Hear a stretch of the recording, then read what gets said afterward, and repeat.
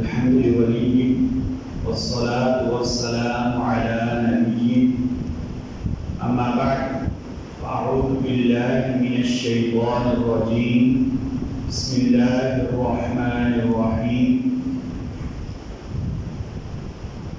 لقد جاءكم رسول من أنفسكم عزيز عليه ما عنتم حريص عليكم بالمؤمنين رؤوف رحيم فإن تولوا فقل حسبي الله لا إله إلا هو عليه توكلت وهو رب العرش العظيم رب اشرح لي صدري ويسر لي أمري واحلل عقدة من لساني يفقهوا قولي رب اشرح لي صدري ويسر لي أمري واحلل عقدة من لساني يفقهوا قولي رب اشرح لي صدري ويسر لي أمري واحلل عقدة من لساني يفقهوا قولي سبحانك لا علم لنا إلا ما علمتنا إنك أنت العليم الحكيم.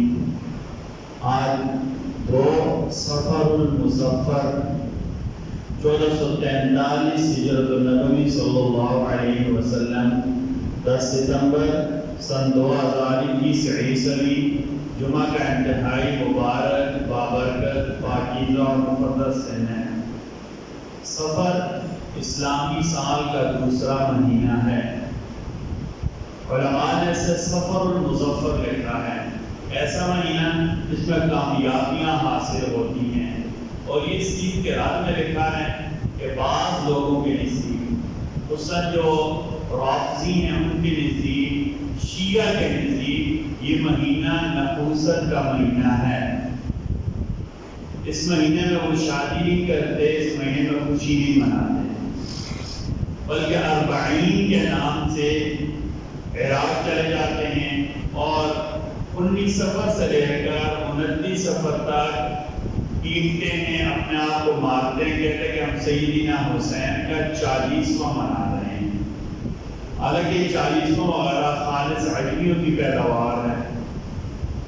ٹھیک ہے, 40ویں کا شریعت کے ساتھ کسی درجے میں کوئی تعلق نہیں ہے.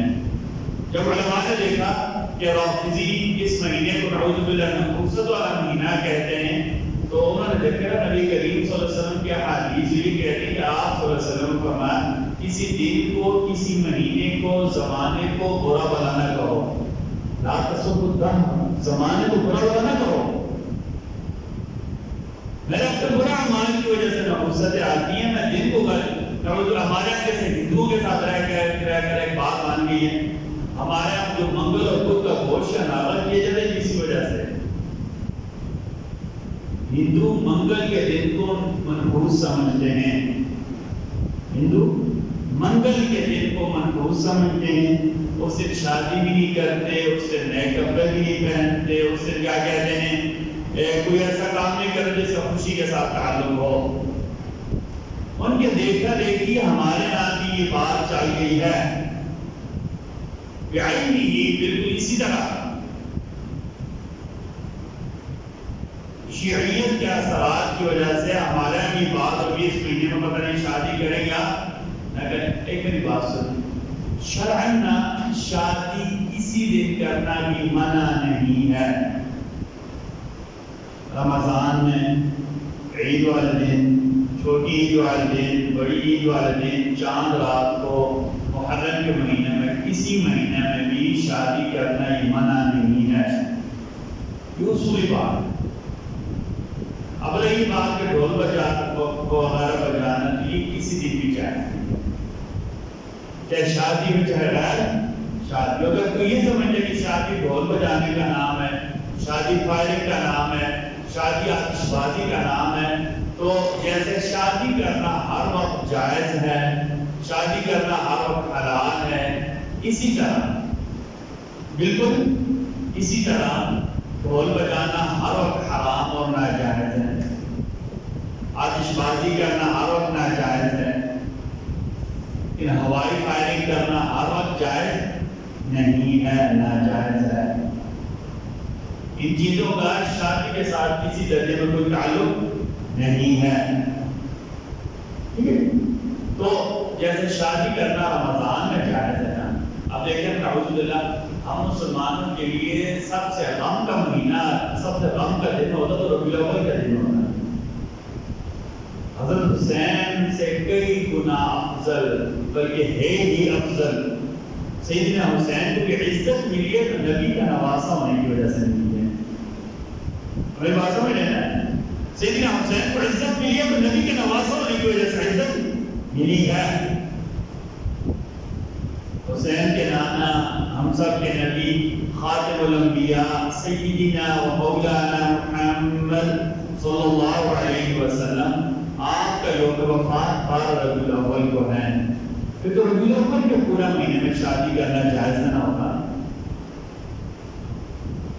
بھائی حسین سے افضل ہے یعنی میرے نبی صلی اللہ علیہ وسلم، ٹھیک ہے؟ یہ بات سمجھیں، یہ منگھڑ باتیں، فضول باتیں، ٹھیک ہے؟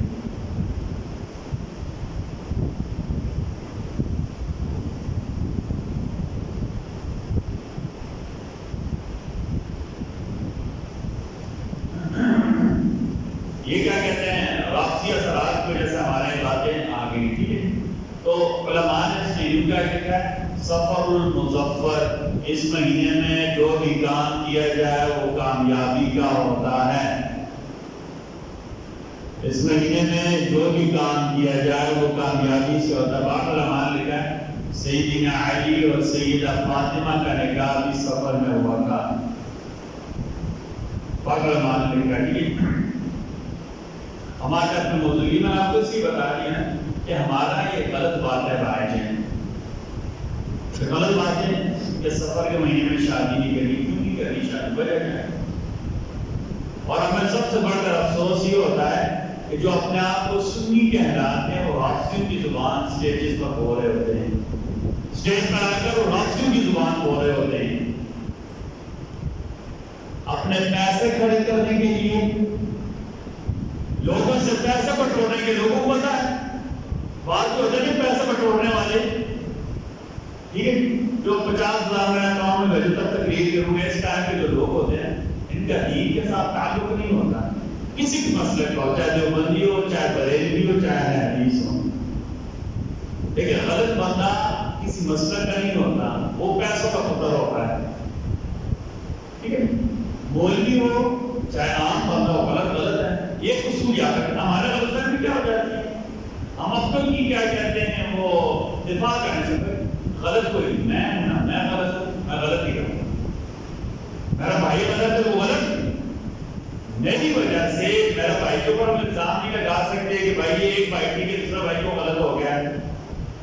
اسی طرح کسی کے غلط تو ہونے کی وجہ سے بھی نہیں کہتے کہ آپ دیکھو یہ فلاں کا بیٹا تو غلط کیوں ہو گیا، یہ بھی کوئی بات نہیں، یہ بھی اصولی بات، یہ اصول ہے، ٹھیک ہے؟ ہم جذبات نہ کر سکے، ہاں دکھ تو ہوتا ہے یار فلاں اتنا اچھا تھا اس کا بیٹا کیوں خراب ہو گیا، بالکل اسی طرح بریلوی مسئلہ کا کوئی مولوی اگر غلط ہے، غلط بات کرتا ہے، اس کا مطلب یہ نہیں بریلوی مسئلہ غلط ہو گیا ہے،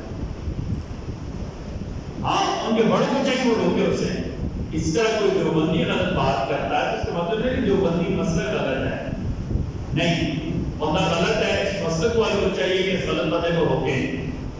اسی طرح کوئی حدیث غلط بات کرتا ہے تو اس کے مسلک والے کو پہلے چاہیے اسے روک دے۔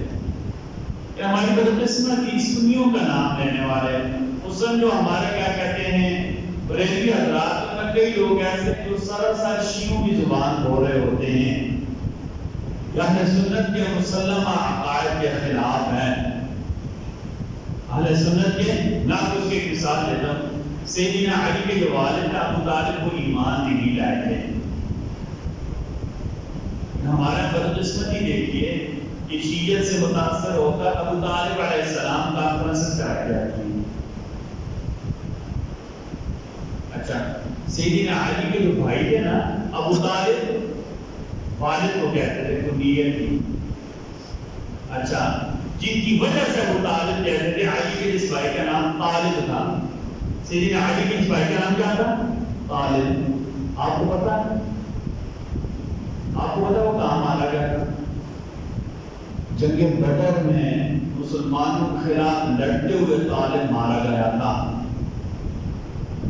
آپ صلی اللہ علیہ وسلم نے قریش کے ان 70 بڑے مقتولین کو کہا تھا کہ کلیب بدر کے اس پرانے کنویں میں پھینک دو، ان کے اوپر مٹی ڈال دو۔ اس میں سیدنا علی کا بڑا بھائی طالب بھی شامل تھا۔ بخاری شریف میں حدیث ہے۔ نعوذ باللہ، کبھی بھی نہیں کہتے بھائی، کبھی بھی نہیں کہتے کہ اللہ نہ کرے، اللہ نہ کرے کہ سیدنا علی سے ذمہ دار ہے۔ بھائی نبی کے جانا کیا کہتے ہیں؟ آپ چچا ایمان نہیں لایا، تو ہم کیا کہیں؟ حضرت نوح کا بیٹا ایمان نہیں لایا، حضرت ابراہیم کے والد ایمان نہیں لایا۔ ایک اصول یاد رکھو، اصول طے کر لیں۔ بیٹا غلط ہے تو ہم یہ کہتے باپ نے غلط کیا ہے۔ کسی کی غلطی کا الزام دوسرے کو نہیں، یہاں وقتی جذبات ہوتے ہیں یار ایسا نہیں ہونا چاہیے، لیکن ہو گیا ہے نا، تو اس غلط بندے کے مطابق اس کے بعد سلوک کیا جانا چاہیے۔ یہ اصول ہے، یاد ہے، سیدھی سیدھا اصول ہے، ٹھیک ہے نا۔ اس کی وجہ سے کسی مسلک کو گھیر دینا، کسی کو اور کو کیا کہتے ہیں بیچ میں لانا، یہ بھی جائز نہیں ہے۔ ایک اصول ہے سیدھا، یہ مختصر اصول ہے اور کارآمد ترین اصول ہے، ٹھیک ہے۔ تو ہمارا بدقسمت یہ کہ اپنے آپ کو سنی کہلانے والے رافضیت سے یا شیعیت سے اتنے متاثر ہیں کہ شیعوں کی زبان بولنا شروع ہو جاتے ہیں۔ یہ قطعاً جائز نہیں ہے، کسی بھی صورت میں جائز نہیں ہے۔ اس کا نقصان کیا ہوتا ہے کہ صحابہ پر تبرہ کا، صحابہ کو برا بھلا کہنے کا دروازہ کھولنے کی کوشش کرتے ہیں۔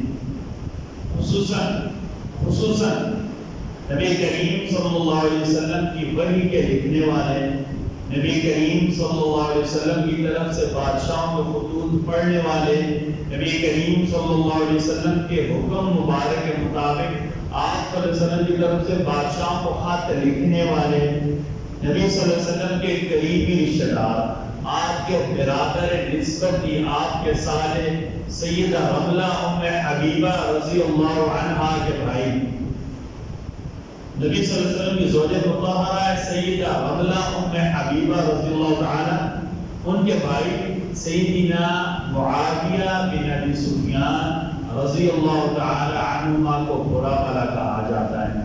یاد رکھیں، کسی بھی صحابی کی توہین سے ہمارا ایمان چلا جائے گا۔